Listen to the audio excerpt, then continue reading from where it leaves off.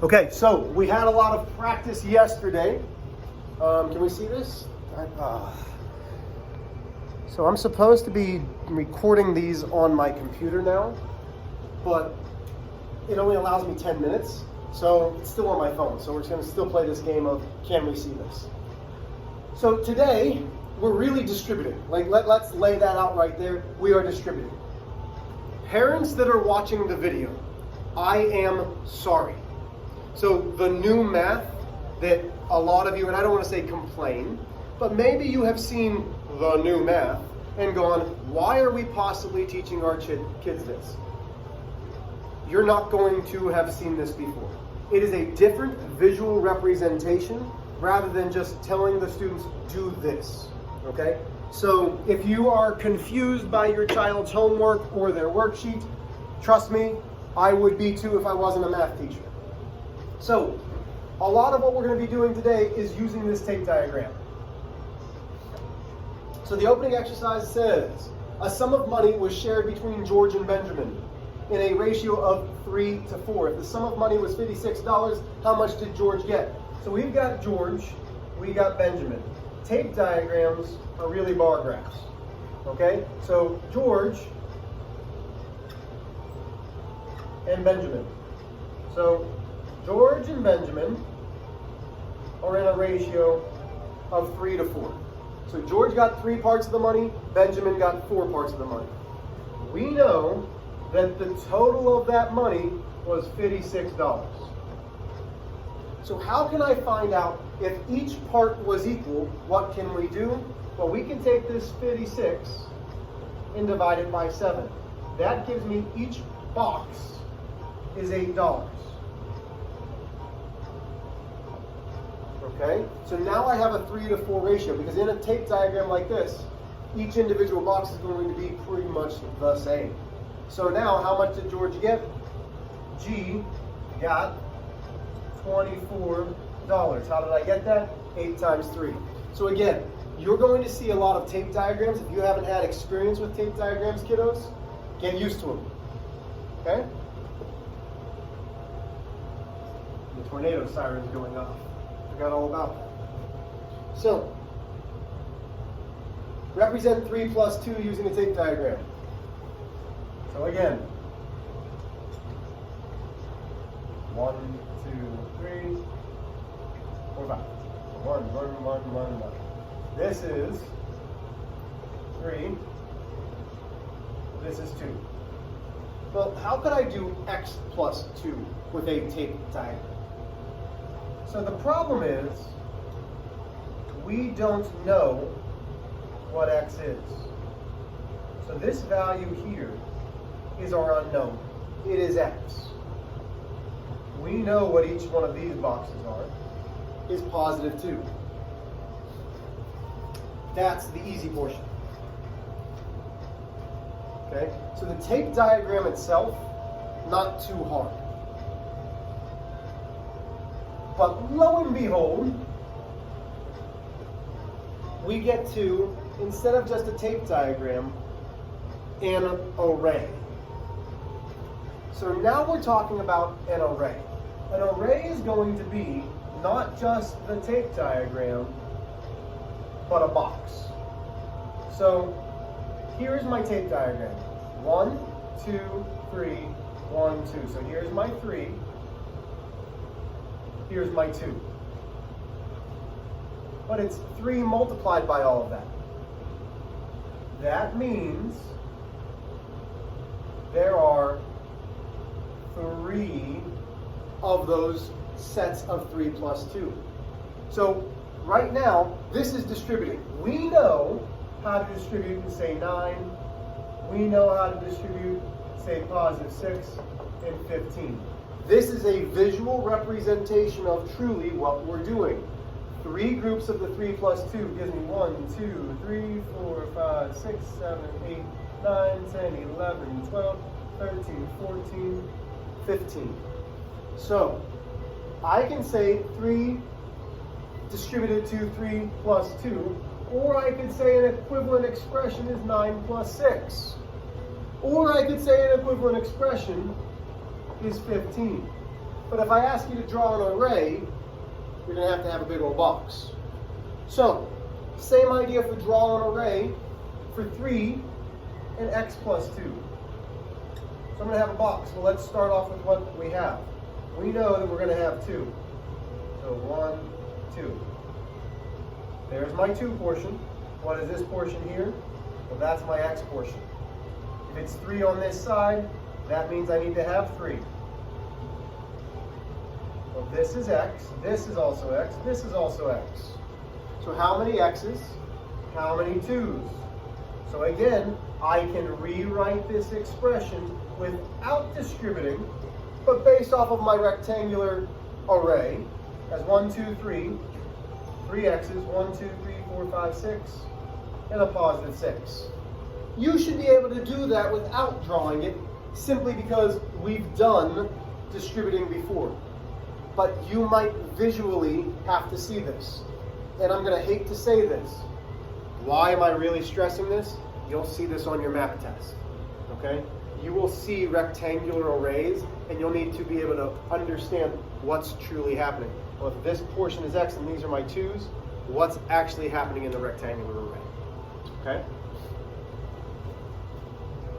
So, now you're working on your own for a second. So let's go to exercise 1. Determine the area of each region. So length times width. Well, if we're determining this, this looks like a rectangular array. I want you to find just the number that should be in this bigger box, just the number that should be in the smaller box. So pause, go ahead and do that. Okay, so you should be back from pausing. When we do this, we should have 11 multiplied by 16. I'm going to come off to the side because I don't want to do that in my head and mess it up. So this is 176. Okay? This one should be 11 times 5. This one I don't have to do. Give me 55. So, determine the area of each. 176, 55. And because it says area, it should really be units squared. Even though there's no units, we're not really finding, it's not an area problem per se. It's asking to determine the area. Area always has whatever the unit is squared. So hopefully you got that. Okay. Let's see if I can manipulate this next slide for us.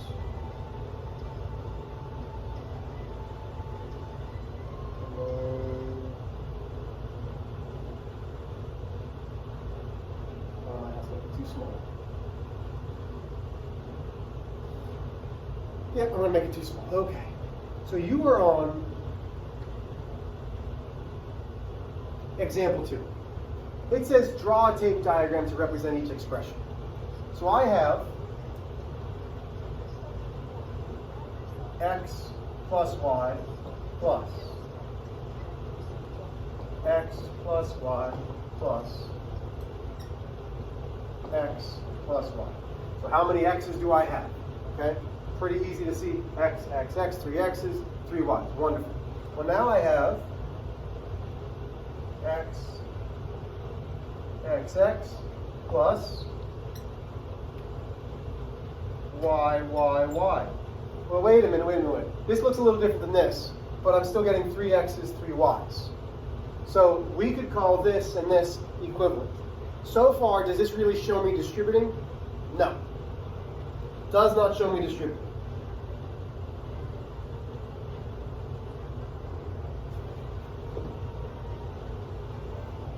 So now I've got 3x and 3y.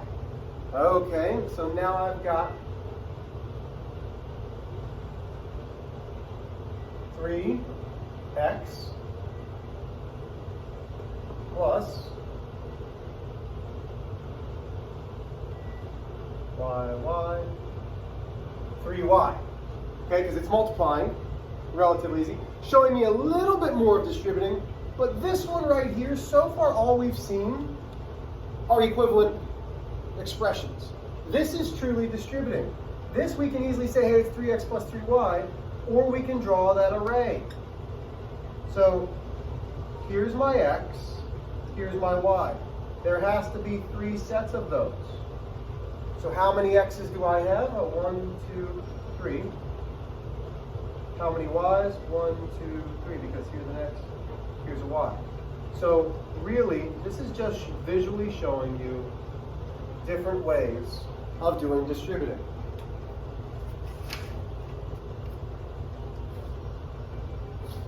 Okay? I know that it's been very quick. I know that I've been doing a lot of talking and trying to get through this quickly because I'd rather you have time to just do your work.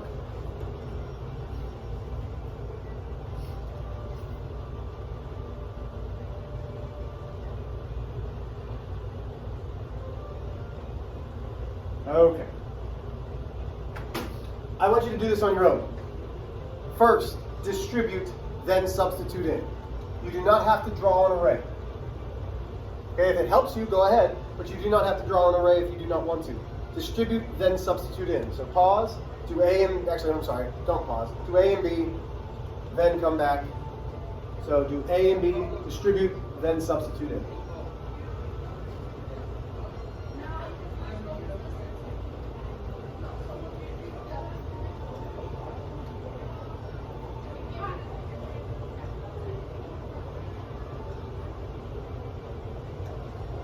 So distribute, answer. Distribute,